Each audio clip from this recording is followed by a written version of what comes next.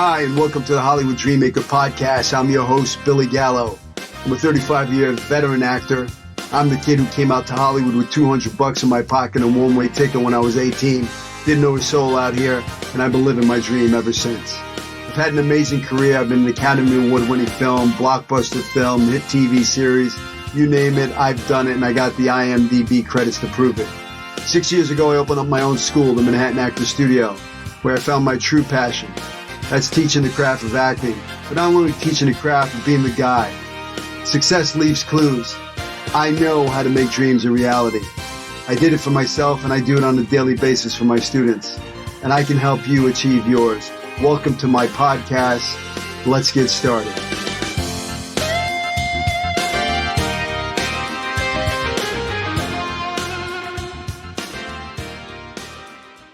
I am super excited to introduce my guest. He's an Emmy award-winning director, writer, producer. He's directed and/or produced more than 20 independent films and documentaries.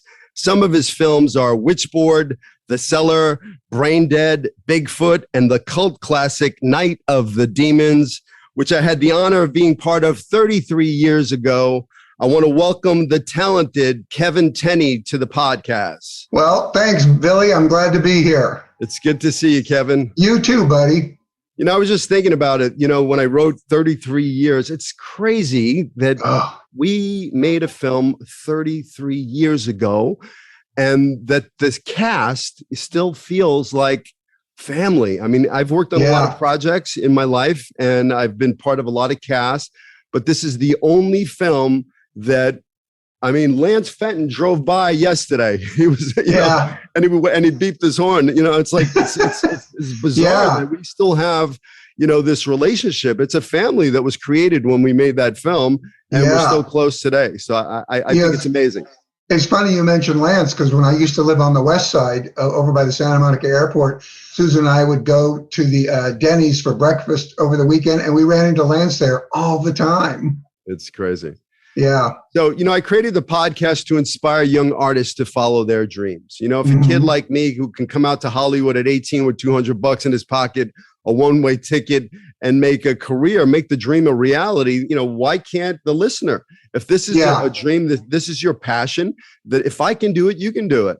I would love to, you know, I mean, you've become an Emmy award-winning director. You know, when did you know you had that dream to direct?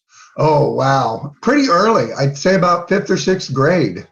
When my brother and I would walk home from school, I'd see an alley and I'd say, oh, that would be a great location for a movie. And I would make a note of it.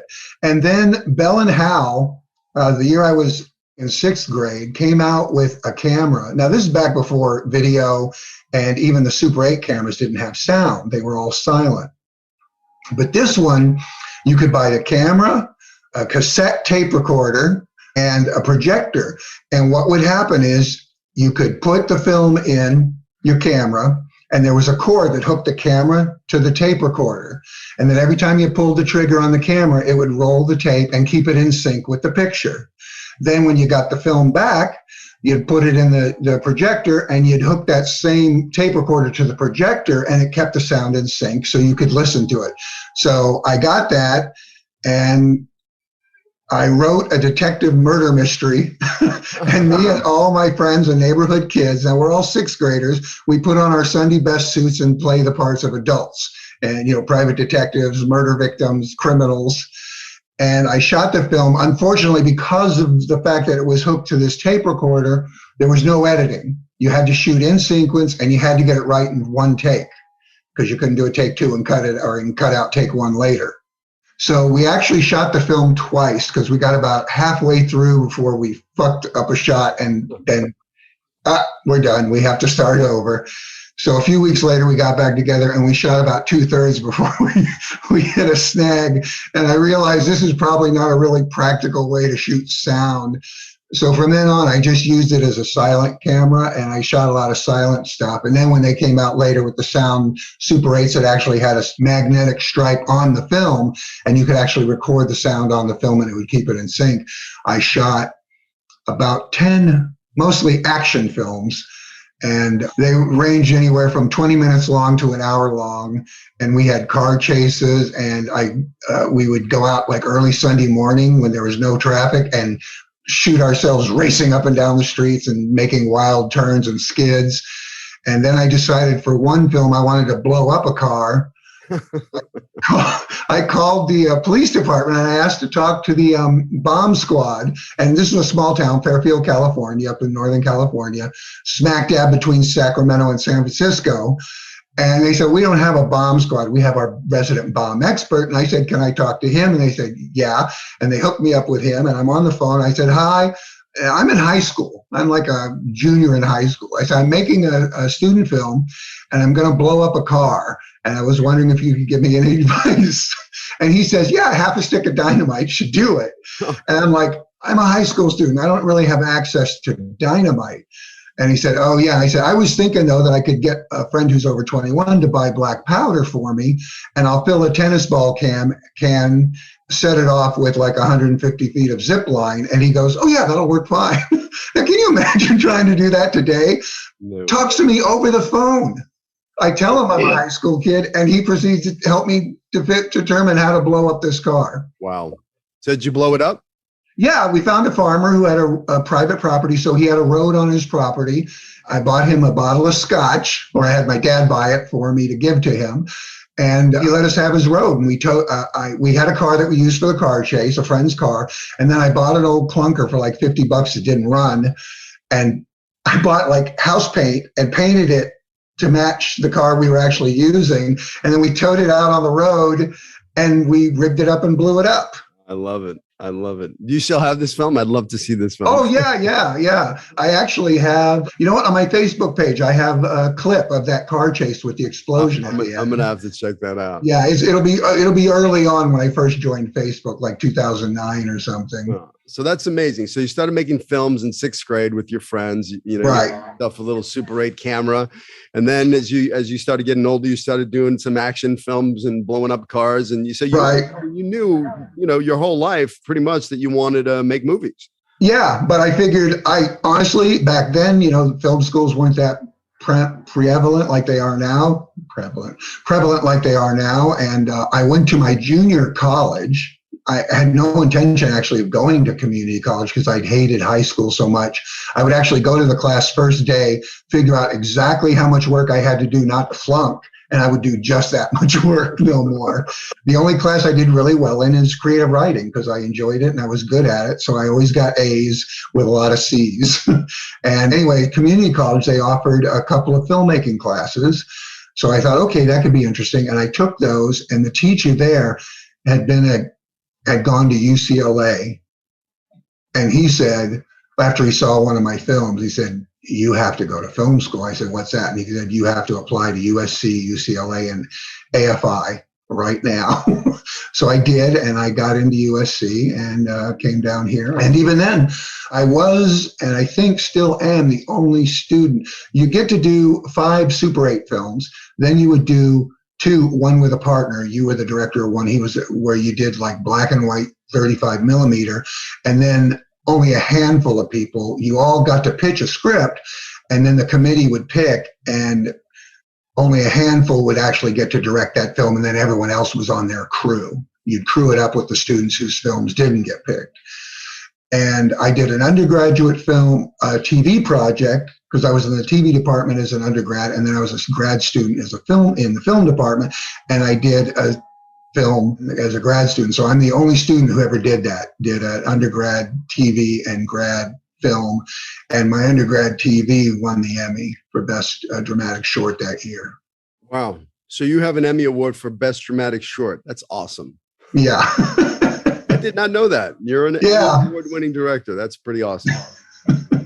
Yeah, I didn't really used to talk. As a matter of fact, I just recently dug it out of the garage, and it's all bent up because I don't know why I didn't keep like putting it on the mantle when I moved in places. I would just pack it. I packed it up and then kind of never took it out of the box again. So really, I have it out now finally, but it's a little worse for wear.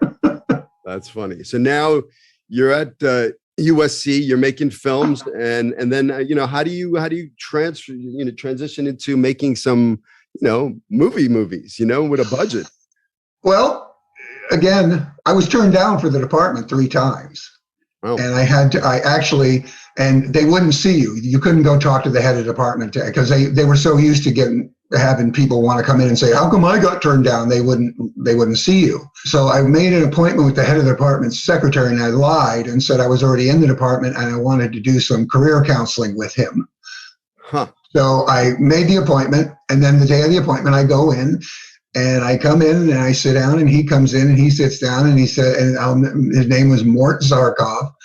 And he says, so you have some career stuff you want to discuss? And I said, no, actually, I was turned down. I want to know why. And he was obviously caught off guard. And he said, well, all I can tell you is we had like 3,000 applicants and we only had room for 10. And those 10 were obviously better than you, or their applications were better than you. I said, I don't believe that. I said, not only do I not believe you had 10 applicants better than mine, I don't believe you had 1 better than mine. And he said, yeah. Well, I was, from that point, I was, in for a penny, in for a pound. Yeah, no, I love it. I don't know if today I'd have the same balls, but you're young, you're you don't really understand consequences yet at that age. I was like 22 or 21, something like that. He says, well, I wasn't on the committee this year, but I'll go get your file. And he walks out, and I hear him reaming his secretary for not making sure I was a student before. And now I'm beginning to realize this might have been a mistake, that I might have made sure I never get in now. So he comes back in, and he's looking through my file. And he sits down and he goes, huh. And he goes, and I had a letter of recommendation from my film school teacher up north, who said, I'm not going to write the traditional letter. I'm just going to say, I think Kevin's going to be a famous and great filmmaker. That's it. And you'd be crazy not to let him in. And I also, by chance, I took a drama class while I was waiting to get into the cinema department, because that's it. You always try to make sure you're keeping abreast of what's going on. I figured it was a class on how to direct actors. So I thought, okay.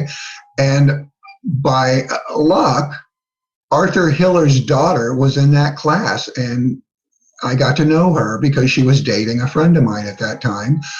And her father, Arthur Hiller, directed Love Story and Silver Streak, and he was the head of the Motion Picture Academy at that time. And I said, I'm trying to get in the cinema department. Do you think he might write me a nice letter? Because I'd met him by then a few times. And she goes, well, he won't write you a letter if he hasn't seen any of your work. So I gave him my Super 8 projector with a couple of my films, and he watched them. He then wrote me this great letter, and in it he said, Kevin directs action better than I do. And Mort, turns out, was friends with him.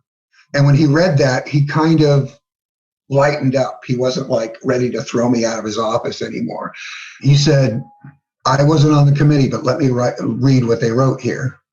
He said, they wrote at the top of your page, Kevin would either be an excellent, brilliant student or a giant pain in the ass. And I said, why can't I be both? And he said, let me see what I can do. And a week later, I got a letter accepting me into the department. That's amazing. But again, you got to push, you got to. Love it. The determination, it's like, don't take no for an answer. I mean, don't sit on the sidelines. Listen, I remember, and I tell the story on my podcast before, is when I came out to Hollywood, Warner Brothers, I walked over to Warner Brothers and I wanted to get into the lot, and the guy said no. The security guard said, sorry, kid, you can't come in. So I literally walked around the building, climbed the fence, cleaned, and I was on the lot, and I walked right up to Kevin Bacon. They were filming a movie, Quicksilver, and I hung out all day. Nobody knew I just jumped over the wall. Yeah. I was rubbing elbows, schmoozing, and exactly. Like, don't tell me no. If you tell me no, I'm going to do it anyway. But the determination is amazing that you got yourself into USC. Yeah. So now you're in USC, and you talked about writing, and I think it's really important for directors or even actors to, really develop their writing, because sometimes it's that ability that helps you create your own projects. You don't have to really worry about, somebody else, giving you a job. You're the person you turn to desk and go, hey, this is my project. You want to come read for me? You want to come work for me? Yeah. So, I mean, I believe. And even if you don't, even if you decide you're not going to write your own stuff, or you're not quite good enough to write your own stuff, it still helps you develop an understanding. So when you get a script, you can go, oh, this is good, or oh, this is not a good script. I don't know if I want to be attached. And it also, I think, for actors especially, it helps you to figure out how to develop your own backstory for your character. If you know something about writing, and you know about protagonists and antagonistic forces, and, tragedy versus comedy and all of that, it helps you develop your backstory for your character, which then means when you come onto set to perform, you actually have an idea of who this guy is. Yeah, I love that. I tell my actors all the time, that's the homework. You want to know who you are. You want to know where you come from. You want to know, if you grew up in Brooklyn, New York, well, you're a product of that environment. You walk differently than a kid that grew up in Beverly Hills. Yeah. So, making that choice, knowing what that childhood was like, if your father was a police officer, or if your father was a crackhead, that's a different kid. He grew up with a different father.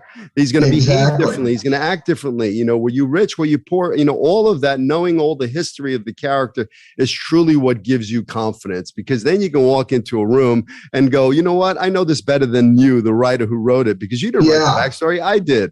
Yeah. I did a private moment exercise last night. I know what my character did last night. I know what my character has in their pockets because I put it in there. Yeah.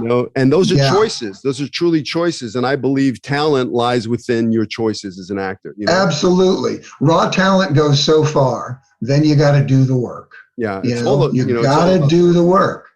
It is. It really is all about the work, and it's all about the determination.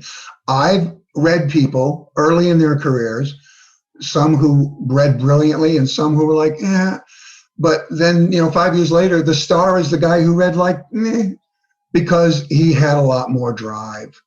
And the more talented guy never went anywhere because he relied solely on just his talent and not doing anything else. I say you got to, take an acting class. Even if you turn out to be the best actor in the class, even if you're better than your instructor, it's still, you're making connections. You're meeting other actors. And a lot of these acting classes, the teachers have ins with studios or producers or production companies or casting agents that you can benefit from. Sure. I get my phone rings all the time with, student filmmakers going, hey, I'm looking to cast my film. Do you know any actors? And I can't tell you how many of my actors are in those films, and it's a great experience because, these are passion projects from seniors in film school that absolutely, they have production value. They have, they got a crew, you can get some good footage on this for your demo. And not only that, every year when I was at USC, every year at the end of the year, they took the senior projects and they screened them for the Academy. And every producer and agent in LA would come. It wouldn't be the top guy. It wouldn't be the guy that owned ICM, but someone from ICM would be there. Someone, I got a job. I got a 3-picture deal with Ivan Reitman based off of that screening of my senior film, my graduate film. Wow. He brought me in to pitch some ideas. I pitched a few with a writing partner. He picked one he liked and he hired us on the spot. On the spot. I was still a full-time student. I was a TA, a full-time student, and I was writing a script for Ivan Reitman while I was still a full-time student at USC. And for people who don't know who Ivan Reitman is, he did Ghostbusters, he did Twins with Arnold Schwarzenegger and Danny DeVito. He did Stripes. I mean, he's Meatballs, some amazing. Yeah. At the time I was working for him, Ghostbusters was at that point in time the highest grossing comedy in history ever. And it was there for a long time. It finally got topped by Home Alone. But it was the #1 comedy of the time. So I noticed, when I was looking at your IMDb, there was a couple of acting credits in there, Do you think it's important for a director to take an acting class? Yes, I took several at USC. As a matter of fact, when I didn't get into the cinema department right away, the first year I was there, I was a drama major, and I took a ton of acting classes while I was still trying to get into the cinema department. So yeah, I believe it. I believe USC, you couldn't just say, I want to be a director, and you only took directing classes. It was, I want to be a filmmaker. You learned how to edit. You learned how to light. You learned how to do sound.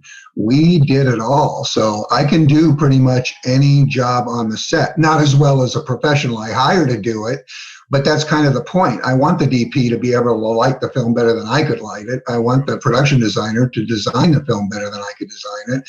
Otherwise, why am I paying you, And I want the actors to act better than I could act. Yeah, I think it's really important for a director to be able to know actors' language, know how to get them where they have to go. There's different techniques and different ways to get an actor where they got to go. So if you don't know, you don't know, but if you study the craft, But I also believe that as far as directing actors goes, 80% of your job is casting the right person in that role to begin with. Then your job on set is a lot easier because you don't have to spend time trying to explain what you.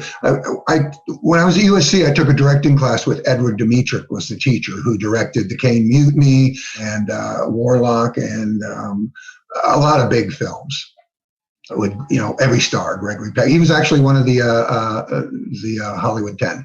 Someone asked him, he said, say I have this part with this actress, her character's mother died and I need her to cry. How do I help her reach that core memory that will make her cry?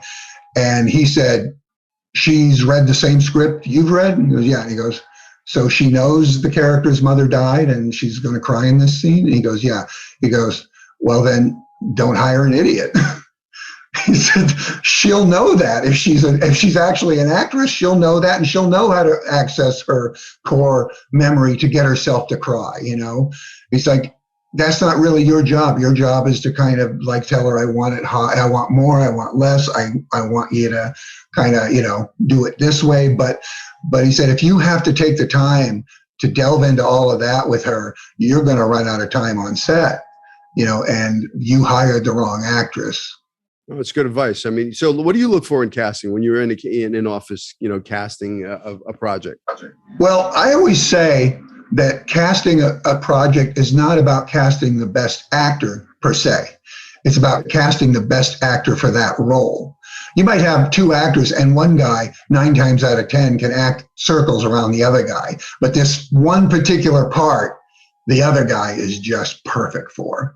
It's like he just gets that character, or he is that character, or that character speaks to him in some way and he just nails it. If I get someone who nails it, like reads it exactly like I wanted, then I get really excited. But I also I give him directions to do it totally differently, even though he did it the way I want. And that's the way I'll have him do it if I cast him. But I will still have him do it completely differently, so I see whether or not he can take direction. Yeah, because it's great if he's good at it. He gives you that scene, but what if some other scene he's got it completely wrong? If he can't take direction, you're going to be stuck with whatever he has. Yeah, I tell my actors that all the time. That you want to try it every which way possible. Blow it out. When you're in casting director, the director's going to say, "Okay, I love what you did. I love your choices. Now give me something else." You don't want to be like, "What?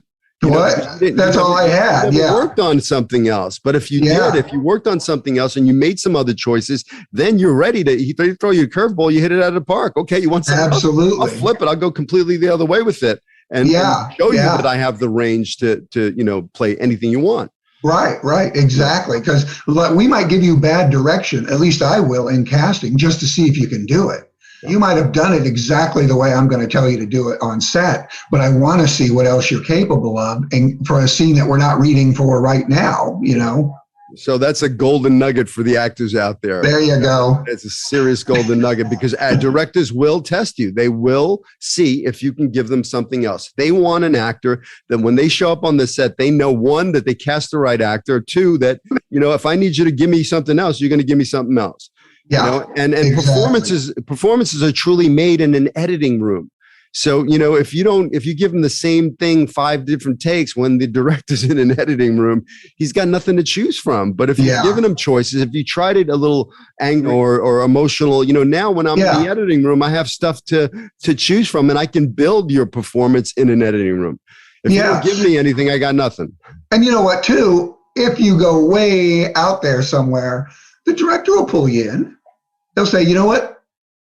Let's bring that down about 10 degrees, you know? The director knows what he wants, but hopefully, I always know what I want.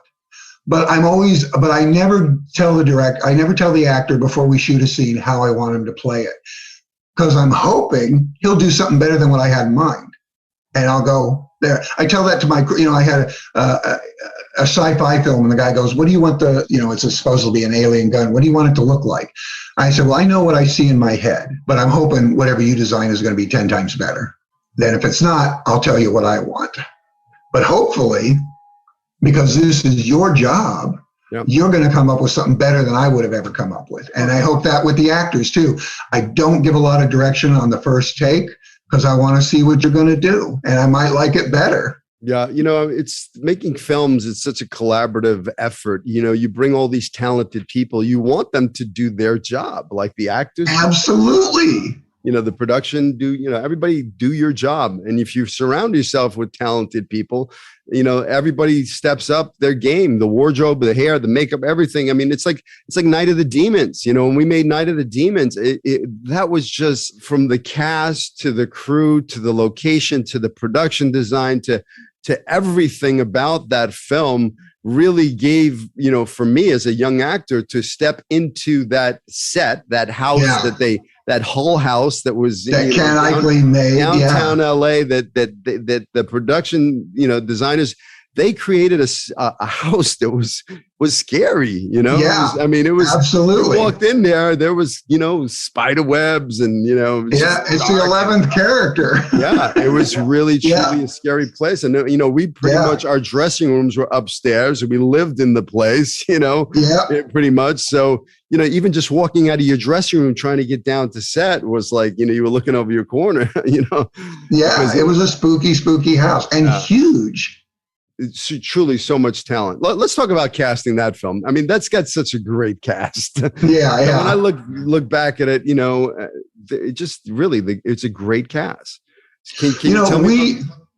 Yeah, that was a tough one to cast, actually, for a couple of reasons. One, in the script, the characters are always like 10 kids or 5 or 3 or 2, and everyone has 1 or 2 lines per scene. So I could have you read 10 scenes and you still only have 3 lines, So I had Joe write twofers. I don't know if you remember this, where you had to do a scene that wasn't in the film, but it was just your character and one other character having an argument in character about whatever, or a discussion or something. And he did that for all 10 characters. He wrote 5 scenes with 2 of them, and so that we could have them read and actually get a feel for what they could act. Because if you tried to use anything from the script, it was too much of an ensemble. Yeah. On top of that, Witchboard hadn't come out yet. So I was still an unknown entity. Jeff, the producer, was an unknown. So no one knew if we, even though I had the 3-picture deal with Ivan Reitman, I'd left to go direct Witchboard. So I had nothing out there that Hollywood knew about. I've got a question. How old were you? How old were you when you directed Night of the Demons? Oh, geez. 23?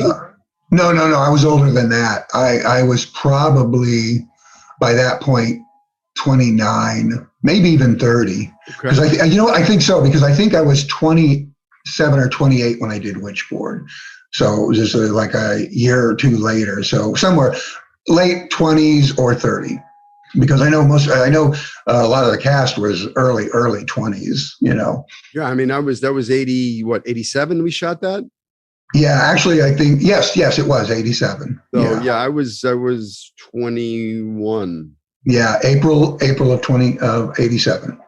Crazy. I remember standing outside of, was it Red Fox's building, right? Yeah, that's where Paragon Arts was located in the Red Fox building. Yeah. And I remember standing outside, of auditioning. I think it was like my callbacks, Yeah. And it was it was between me and my best friend, Ray. Yeah. We're sitting outside, and it's kind of weird when you're auditioning against, your best friend. Part, only one guy's going to get the part. So it's always kind of weird. Yeah. I just remember vividly standing outside, waiting to go in with him out there, the both of us. and then going in there. What do you do? Do you remember anything about my audition for that film? Yeah. I remember how close it was between you and your friend. And the reason was because, the dialogue was all really funny, even though it was a horror film. Some great dialogue made me laugh when I read the script. Your friend, I don't remember his name, I thought was funnier than you. So I thought for the comedy angle, he was the better choice. But you came off more like a tough guy, rebel kid. And Tedra was like, you want sex appeal for the girls, this is the guy. I said, okay, yeah, we have all these beautiful women. I guess we should have like the macho sex symbol for the girls. So that's how close it came. Wow. That was it. You both gave great performances. So it wasn't even about the acting at that point. It was just, like I said, it's not casting necessarily the best. It's who's best for this role. Mm-hmm. And ultimately, we just all felt that you were better for it. I mean, just everybody from Hal, Stooge, Amelia, Linnea, Kathy Podwell. I mean, Tanzine, everybody, Lance, Jill Terashita, every one of those cast members was like, I think it's just a perfect cast, Yeah, and it was hard because one, our budget was so small. We had to. Tedra came in and said, "I can cut our casting budget down," and we were like, "How?" And she said, affirmative action. If half the cast is minority, they give us a break on the cost, of the cast. So it was like, I said, oh, great. So I'm now trying to cast this low budget film. I'm a director that nobody knows yet because Witchboard hasn't come out and become a hit. Joe Augustin, it's his first script ever. So he's got no name value as the writer. Plus a lot of the agents hated the script. Just hated it. They thought it was foul mouthed and too crude and violent and all of that. So they even called Tedra. And agents that had sent their people in for Witchboard told Tedra, no, we're not even going to send anyone in for this. So that was tough. Plus it was during pilot season. So anyone who had a shot, who had done a pilot or had a chance of getting cast in a pilot, they're not going to do this crappy little horror film if they can maybe do something for NBC or ABC. So we had a tough call. And in some parts, we were down to we chose a different girl for Kathy's part originally. And then we had her read with a few people and she had such a tude that we thought, you know what? I don't think she's going to mesh well with anyone else. And that's what we need in an ensemble. So we withdrew the offer. And then Tedra said, well, what about Kathy Podwell? And I looked at my notes and she was cute. She did a really good job, really likable, good actress. And I looked at her headshot, but she looked like she was like 30. And I said, and she goes, she doesn't look like that. That's her headshot. She doesn't look like that. So I said, okay, well, let's bring her in.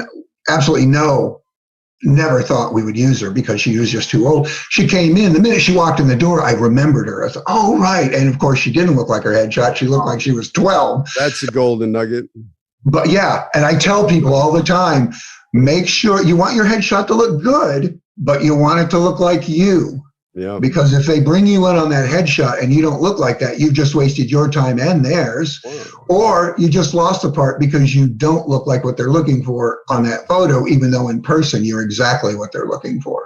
So anyway, it was very tough. And I said, so I have to have girls that are pretty, can act, will do nudity, and now I have to add minority to that. So that was tough. Luckily, women counted as a minority.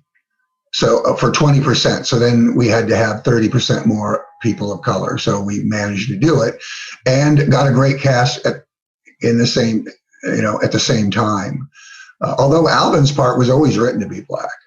So it's not like we, tried to find a black guy to suit that. His character was always black. I like the idea that up until then, I wasn't a big horror film, but any horror film I'd seen, the black guy never lived, Yeah, so it was like, hey, that's kind of a cool idea. Did you ever think or expect that this film would become a cult classic? Did you? No way. I always say if you get in a time machine and go back and wander around on set, even though it was a great, fun film to work on, I don't think you'd find a single person, cast, crew, or above the line that thought this thing was going to even... I was surprised we even got a theatrical of any kind. And then when we did, I thought it'd be in and out in a week. And the fact that we opened in Detroit in like September and stayed till December, What? Well, listen, I was the actor that got the pilot, and I got my own TV series on Fox, Yeah. At the time. Yeah. And I found it interesting because I was on the original Halloween party poster for the movie. Right. It was like in alphabetical order, and I was down all the way. And then when the Night of the Demons poster came out at top billing, it said my name first. I was like, I think they picked the most popular characters, still kept it alphabetical, but I think they picked 5 of the 10. Like, I think it was you, Kathy, Amelia, Linnea, and then either Alvin or Hal. I can't remember now. Yeah, I remember there was some bitching and moaning from certain actors. I had nothing to do with it. I didn't know in advance that they were going to do that. I wasn't complaining. I had top. No, yeah. But I think they picked, after seeing the film, they could tell which characters were going to be the most popular, and they put them on the sheet. This is because I remember going around, and I had a TV series at the time, and I went to New York for the premiere. I was in Ohio. I was all over doing all the press for the film. So I traveled. Me and Allison traveled to the theaters, and it was pretty amazing being able to just see the film on a big screen in the theater in New York City. Yeah, with an audience. Yeah, with an audience, and just have reaction to it. Yeah, and that's what was great. Every time I went and saw it with an audience, it was like, wow, this thing really works for the audience. They would laugh at the right place, they would scream at the right place. It's funny because Kathy Podwell then went on to do Dallas. Yeah. And she says when she was doing the soap opera conventions that half the fans who came to see her because she was on Dallas, the other half would bring posters and videos of Night of the Demons for her to sign. So she had just as many Night of the Demon fans at these conventions as she did soap fans or Dallas fans, What's your best memory of shooting Night of the Demons? Oh, geez. In general, I think after having done Witchboard, I thought Night of the Demons was a lot more fun. Witchboard, the characters were more three-dimensional and they had backstory baggage. So there were scenes that were very serious. So we'd have to, the set would have to become very glum so the actors could get there. And this one was kind of like, it was just a Halloween party. And so every day was just a lot of fun. And we never had to go dark. We never had to be quiet, and it was always like, hey, what are we doing today? So I had a great time. I think one of the best things for me was the mirror shot, simply because it worked. Yeah. Because if it hadn't worked, I was screwed because it took so long to set up. I wouldn't have had time to then do standard coverage. Yeah. If the scene hadn't worked, we'd have been a half a day behind. That's a pretty awesome shot. Yeah. Thank God. I mean, in theory, I thought it would work, but I remember Kathy Podwell looking at it and seeing a setup. She goes, "Oh, this is going to be cool. Have you done this before?" I said, "Would I be sweating like this if I'd done it before?" No, it was tricky. I mean, every actor had to, you had to actually find your little piece of broken. Exactly. It's like finding your mark to a new level. A new level. Yeah. Find your mark. Find your light. Find your mirror piece. So that, and Angela floating down the stairs, floating down the hallway, because everyone we talk to affects people. You're going to hang her by wires. It's all big, expensive, elaborate things that we just couldn't afford. And we were in a real house, so it's not like we had fake walls we could hang wires over. And I came up with the idea. I'd been watching Benny Hill, and he had a scene where all these girls dressed like bluebonnet belles were rolling around on stage, and they had skates. But the skirts, because they belled out, hid the skates, so they just looked like they were floating. And I said, Angela's wearing that big old wedding dress that comes out like a bell skirt. Yeah. If we stick her on skates and give her a push down that hall, she's going to look like she's floating. And we did it, and it looked amazing. But I thought it's so obvious. Everyone's going to say, "Oh, she's on skates." And to this day, I would have people come up and say, "How did you get her to float down the hall?" Because I think it's so obvious because I know it's skates. But it worked. I have people tell me that was so creepy. When she started floating down that hallway, I was so freaking scared. And it's like pair of skates. Which project that you've directed are you most proud of? I guess, there's a couple. I really like a film noir, a neo-noir thing I did called TikTok. They show it on Lifetime all the time, but they changed the title for Lifetime to A Friendship to Die For. But TikTok's playing somewhere on Hulu or whatever right now, and you should watch that version. But I'm really proud of that because it's really a great plot twisty murder mystery film noir. Also, I did a kids film, a family film called Bigfoot, that I honestly, kind of like Night of the Demons, I took it for the money and for the chance to do a kids film because I'd never done one and didn't expect that it was going to turn out that well. I was really happy with the way it turned out, which goes to prove again. And then I did a sci-fi action film called Peacemaker with Robert Forster, and we became lifelong friends after that film. And he said something because, you know, he started out in A Pictures, then he went down and he was in B Pictures, and then Quentin Tarantino cast him in Jackie Brown, and he was back to doing A Pictures overnight. Yeah. And he said, you know, you can't control what's going on in that world, you know, whether people want to cast you or they don't. He said, so all you can do is you take the best part you can find at the time, you show up, you know your lines, you do the work, and you give as good a performance as you can get, and you hope somebody notices. And that's exactly what happened. After years of B movies, Quentin Tarantino, who's a huge B movie fan, saw him in all this stuff and said, he's my Max Cherry for Jackie Brown. And brilliant cast. I mean, he's super talented. Oh my God. Yeah. Well, I felt so lucky to work with him on Peacemaker because even though he was doing B movies, he was obviously an A-list talent, you know. That never changed. Whether Hollywood saw him that way or not, he was always an A-list actor, and I got to work with him. And he was a fan of my work as much as I was of his, and we got a friendship out of that lasted till the day he died. And I'll always be grateful for that. So I'm really proud of that one because it has a lot of great action sequences, and a lot of the critics compared it to the original Terminator when it came out, you know, saying it had the same kind of action vibe and all that, which was great. Witchboard was nice because we got a great quote from Stephen King about it. And, you know, it was my first film, and your first is always important to you. But TikTok a lot, Peacemaker a lot, and Bigfoot a lot. And then, of course, Night of the Demons and Witchboard both, simply because they were my first two films. Night of the Demons was a blast. Like you said, we can not see each other for 10 years, and we all get together in a room, and it's like no time has passed. Yeah. When you, and most of the cast went to that convention up north a couple of years ago, just before the pandemic, man, it was like we were out drinking and going to dinner and hanging out, and no time had passed. It was like we were taking a lunch break from set, you know? Yep. I just had a great time with you guys. And I think that's part of it too. You hire the right people and you get out of their way and they do good work for you. I've seen, you know, or I've heard about directors who yell at people on set or producers who yell at people. I don't think that achieves anything. If someone's doing a good job, you say, wow, good job. And then you stay the fuck out of their way. And if they're doing a bad job, you pull them aside and you say, listen, you got to up your game. And then, you know, a few days later, if they can't or they haven't, you pull them aside again and say, I'm sorry, but, you know, we're going to have to replace you. You don't have to belittle people, and you're not going to get the best work out of them if you do. I don't think anyway. I mean, maybe some people react to that positively. I don't see how. I certainly know I don't. And one of the things I always say on the first day of shooting, when I meet with the crew, I say, listen, one of you might have an idea. You might see me about to shoot something and think, oh, I said, tell me. If I like the idea, I'll use it. I'm not one of those that has to come from me guys, and I'm certainly not an ego when it comes to that. I said, if I don't like it, I won't use it. And at that point, you told me your idea. If I don't like it, I won't use it. I said, the only thing we're going to have a problem is if you keep pushing me to do it after I've already made my decision.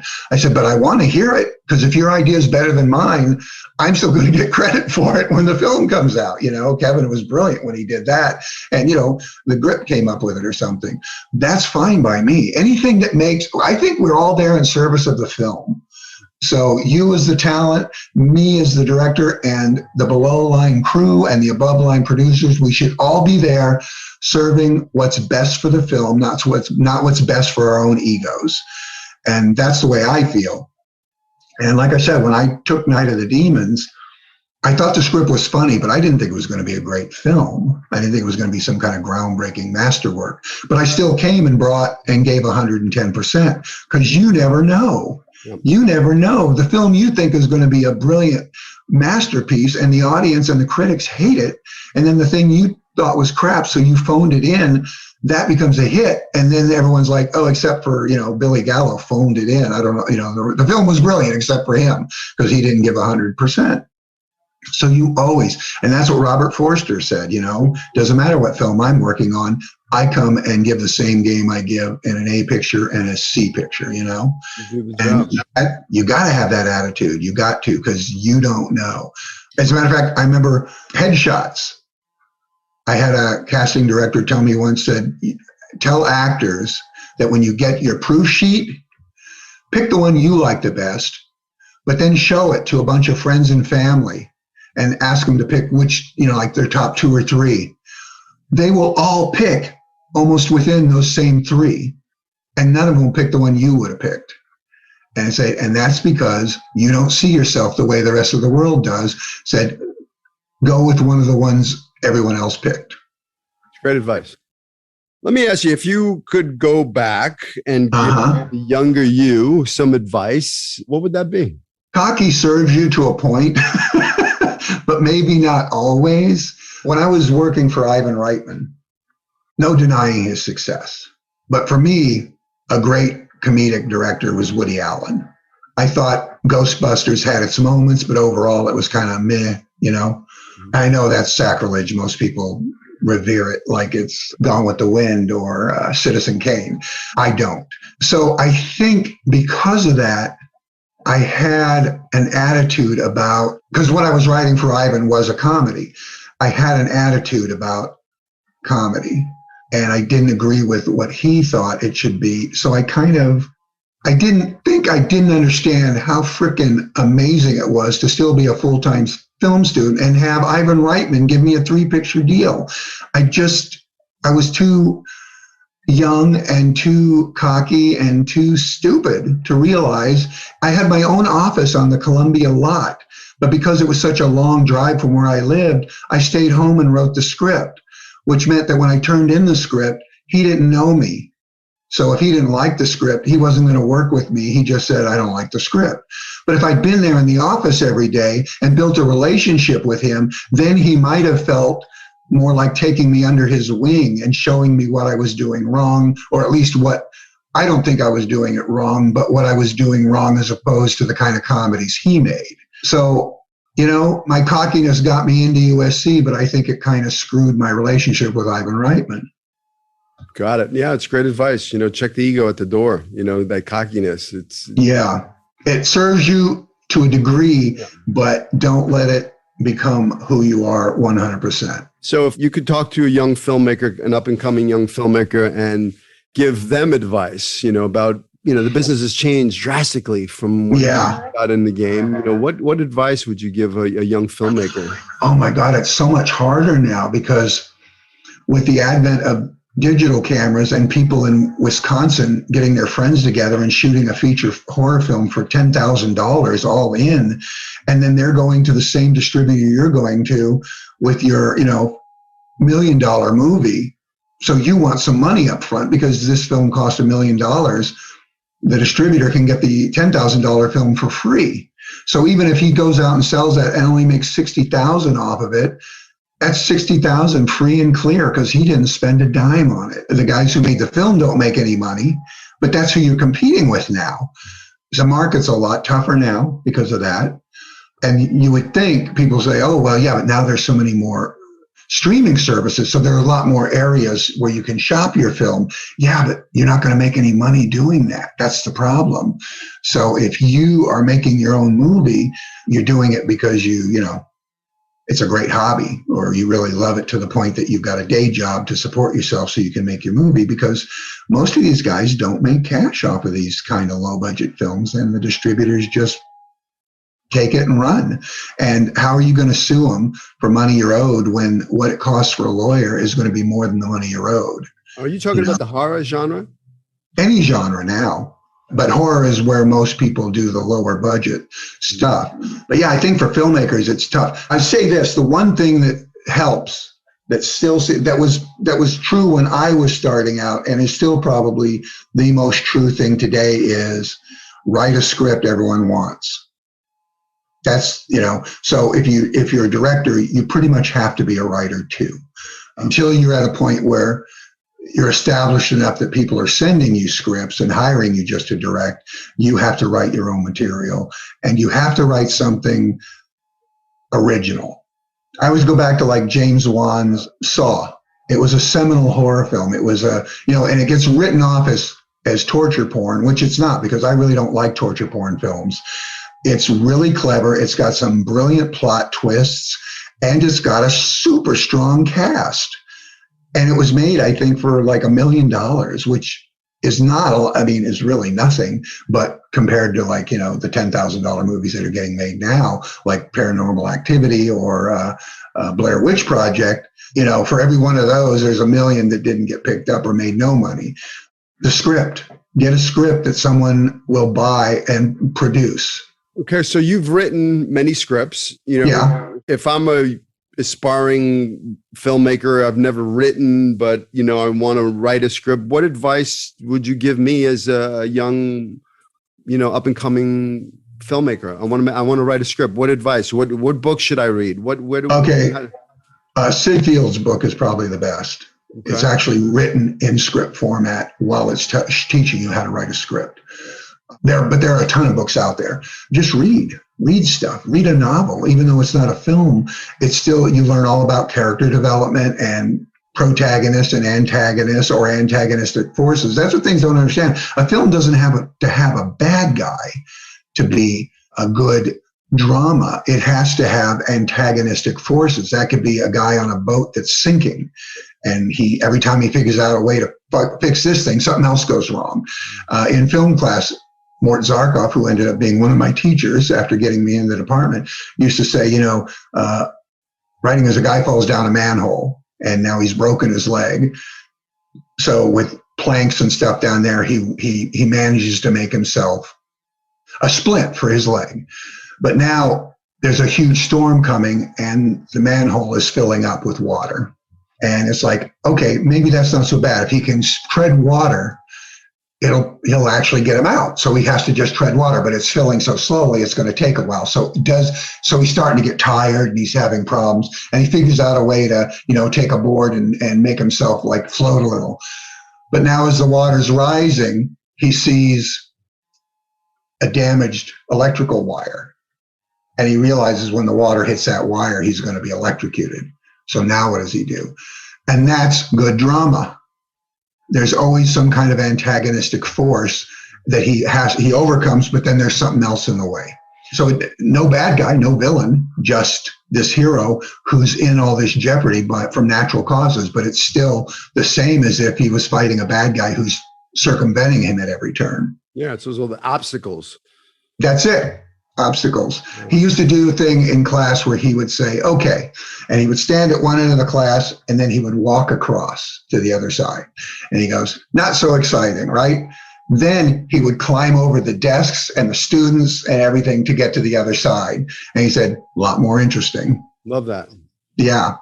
That always stuck with me. So what's next? So what's Tomb of Terror? I'm writing my first comic book. Nice. Now, when I was in middle school, my brother and I used to draw our own comic books. Not great. And they were all our own characters, but they were basically ripoffs. We had a Captain Wonder character who was pretty much Captain America. Huh. We had a character called Tarantula, who was basically Spider-Man, that kind of stuff. But they were own comics. Our brand was Wonder Comics, and we each drew about 5 different heroes. And we draw like a monthly issue of each one, basically just for ourselves. And I loved doing it. And I wasn't a bad artist, but I knew early on that I was never going to be good enough to do it professionally. So when I discovered film camera, I knew that was what I was destined for. But I still love the idea that, I'm creating a comic book. So I found a comic book artist who's drawn for Marvel and DC and all the big name brands. And who, by the way, his name is Thomas Tenney, and we're no relation. But I thought, how could we go wrong? 2 Tenneys working on this comic book. So I'm writing it. He's drawing it. It's a horror. It's going to be a limited 3-issue edition. And we've already got publishers interested in it just based on the idea and the 2 of us being attached. So, awesome. Yeah. So I'm really excited about this because, I haven't done comics since I was in middle school. So to have, one being drawn by Thomas, who's like a brilliant artist, is just, great. I'm so excited about it. It's probably going to be another year or so before it's done, but I'm still, every day it's like, how are we doing, Thomas? I want copies when they come out. Oh, yeah, absolutely. Absolutely, man. That's what everyone's getting one for Christmas. That's my Christmas present that year. So Night of the Demons, it's really 33 years since we made this. Yeah. And which is amazing because I was like, 12 when I made it. So, But if these fans are truly amazing fans. I mean, we've oh my God, conventions, and I'm blown away anytime we go and we see these fans. They come, they've got Amelia's tattoos on their body. They're just oh my God.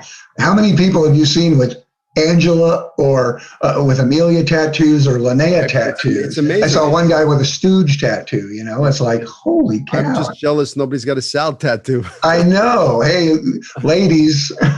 Do a Sal tattoo. If you could, talk to the fans right now, because I'm sure Night of the Demons fans are going to be, listening to this podcast. For me, I just want to say thank you for all the support. You're truly diehard fans. It's always a pleasure to meet you guys and take pictures with you and sign autographs.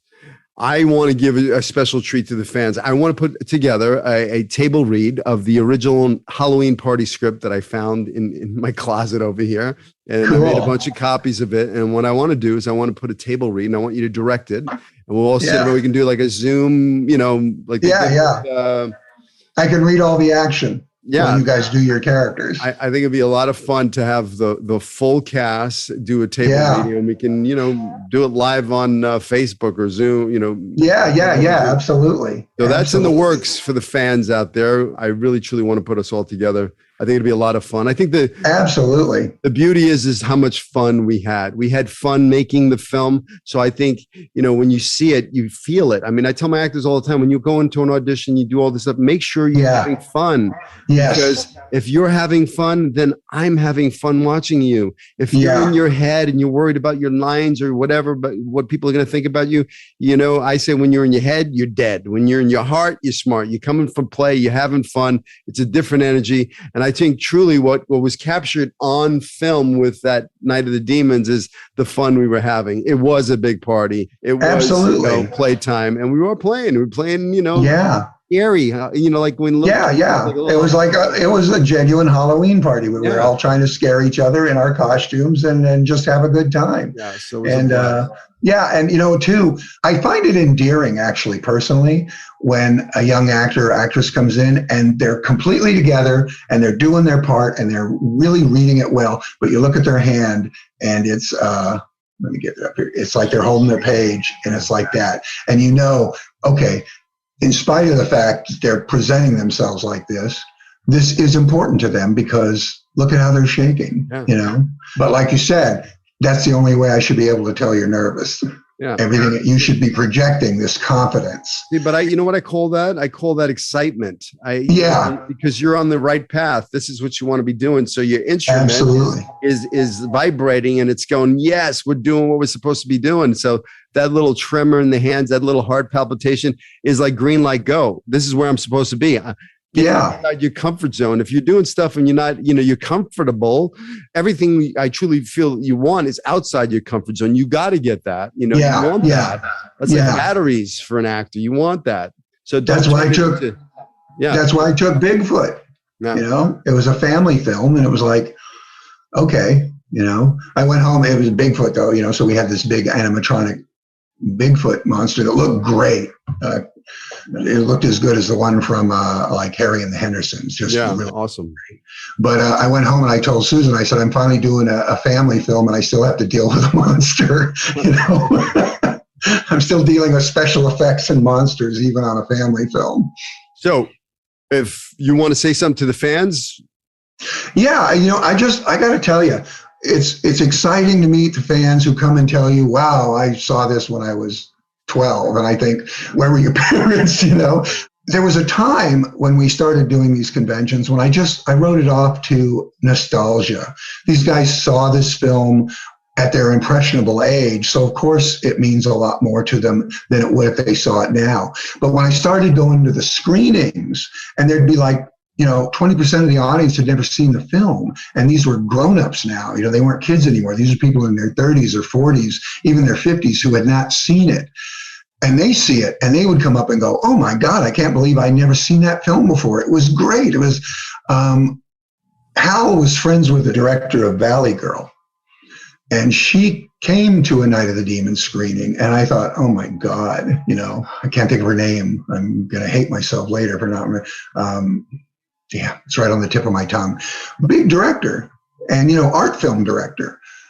And I thought, and I was just worried that she was, I was embarrassed that she was going to hate it.